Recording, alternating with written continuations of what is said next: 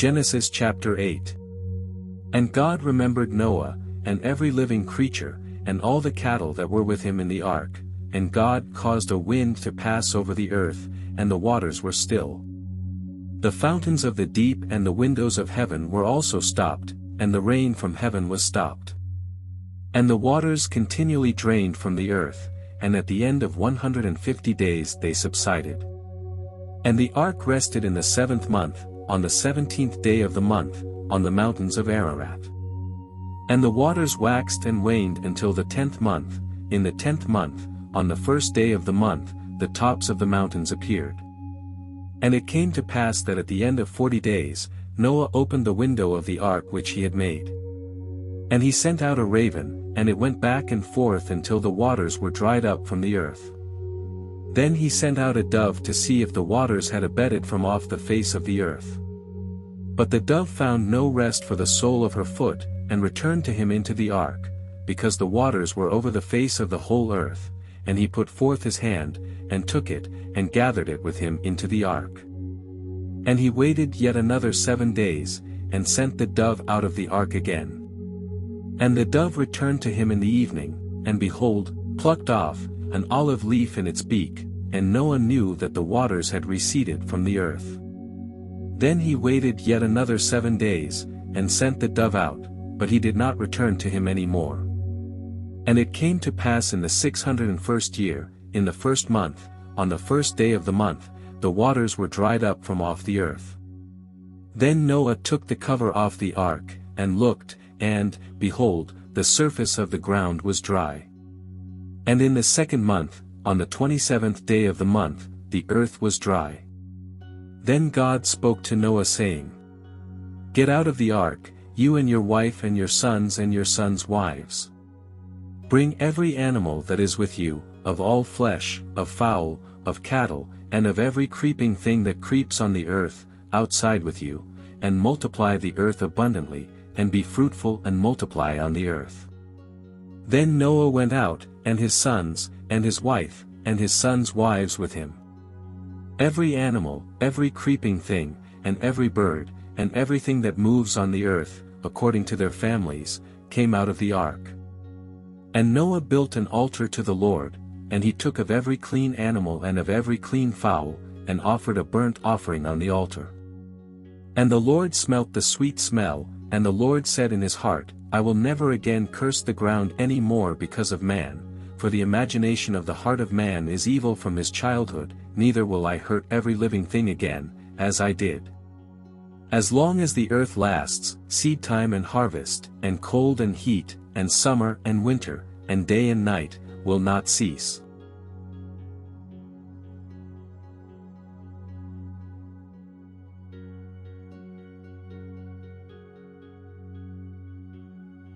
Matthew chapter 7.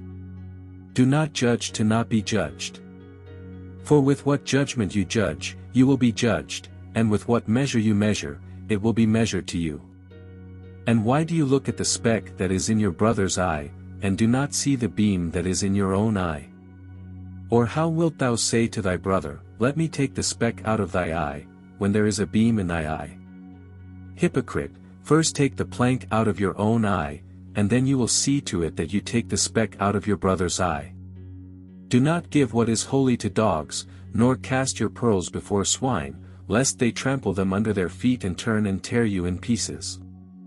Ask, and it shall be given you, seek, and you will find, knock, and it will be opened to you. Because, he who asks, receives, and what he seeks finds, and to him who knocks, it will be opened.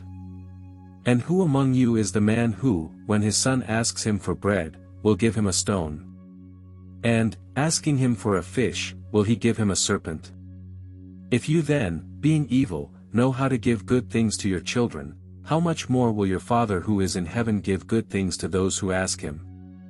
Therefore, whatever you want men to do to you, do also to them, for this is the law and the prophets. Enter through the narrow gate, for wide is the gate, and broad is the way that leads to destruction, and many are those who enter through it. And because narrow is the gate, and narrow is the way that leads to life, and few are those who find it. But beware of false prophets, which come to you in sheep's clothing, but inwardly they are ravening wolves. By their fruits you shall know them. Do you gather grapes from thorns, or figs from thistles? So every good tree bears good fruit, and every bad tree bears bad fruit. A good tree cannot bear bad fruit, nor can a bad tree bear good fruit. Every tree that does not bear good fruit is cut down and thrown into the fire. Therefore by their fruits ye shall know them. Not everyone who says to me, Lord, Lord, will enter the kingdom of heaven, but he who does the will of my Father who is in heaven. Many will say to me in that day, Lord, Lord, have we not prophesied in your name? And, in your name, we do not expel demons. And in your name done many wonderful works.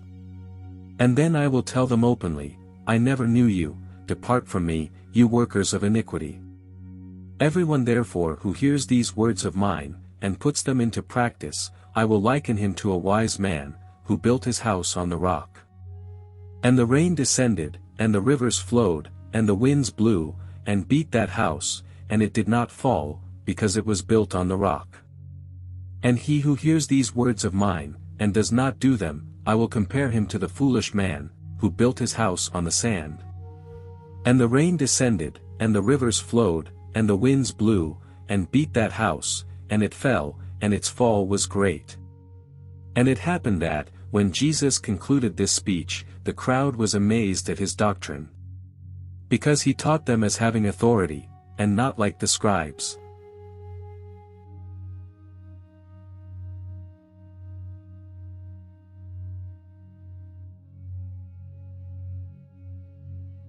Ezra chapter 7.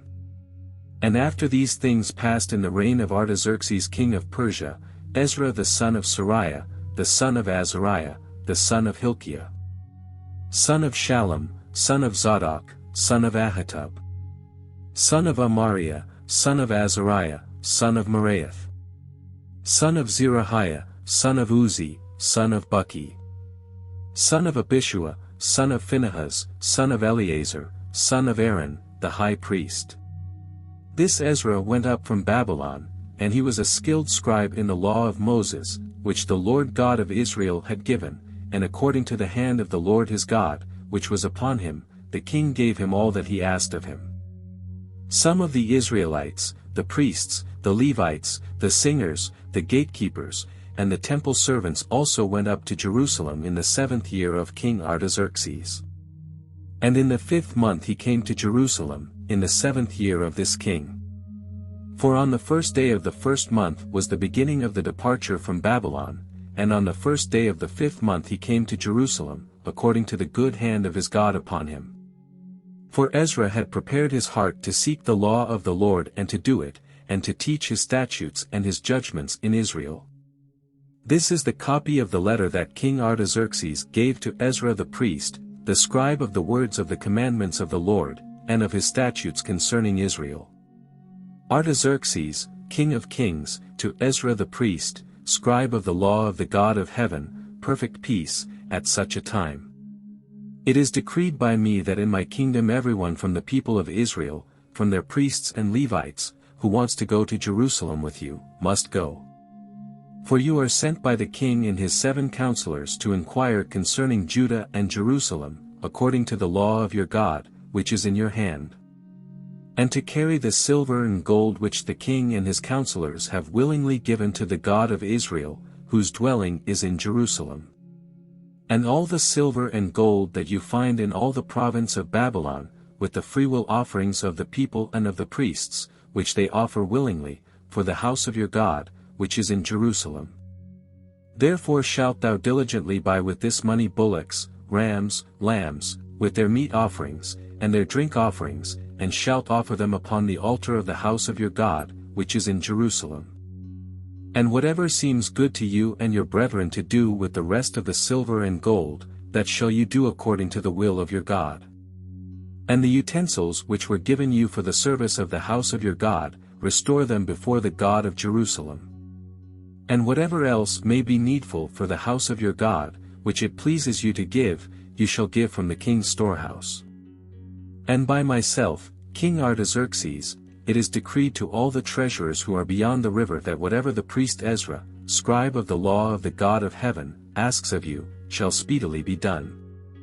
Up to 100 talents of silver, and up to 100 cores of wheat, and up to 100 baths of wine, and up to 100 baths of oil, and salt as desired. Whatever is commanded by the command of the God of heaven, let it be done promptly for the house of the God of heaven, for why should there be great wrath upon the kingdom of the king and his sons? We also make known to you concerning all the priests and Levites, singers, gatekeepers, temple servants, and ministers of this house of God, that it shall not be lawful for them to impose tribute, contribution, or rent. And thou, Ezra, according to the wisdom of thy God, which thou hast, appoint magistrates and judges, that they may judge all the people that are beyond the river, all that know the laws of thy God, and he who does not know them, you will teach him.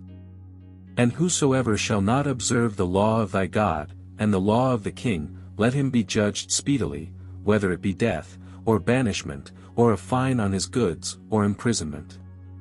Blessed be the Lord God of our fathers, who so inspired the king's heart to adorn the house of the Lord, which is in Jerusalem. And who has extended his kindness to me before the king and his advisers and all the king's mighty princes. So I took courage, according to the hand of the Lord my God upon me, and I gathered leaders from Israel to go up with me.